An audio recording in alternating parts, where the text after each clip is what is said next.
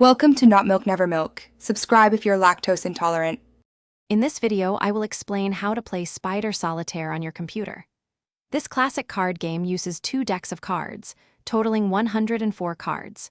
Your main goal is to arrange all cards into 8 complete sequences, from king down to ace, within the tableau.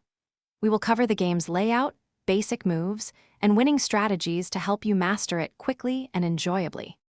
The game screen is divided into 3 main areas. The tableau, which is the largest section, contains 10 columns of cards. Some cards are face up, while others are face down. Below this, you will find the stockpile, holding the cards yet to be played.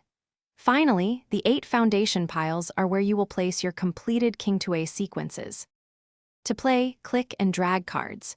You can move a single card or a partial sequence of cards to another column, as long as the destination card is 1 rank higher. For example, a 7 can be placed on an 8. Once you build a full sequence of 13 cards, from king down to ace, all in the same suit, it will automatically clear from the tableau and move to a foundation pile. To improve your chances, always try to uncover face-down cards first.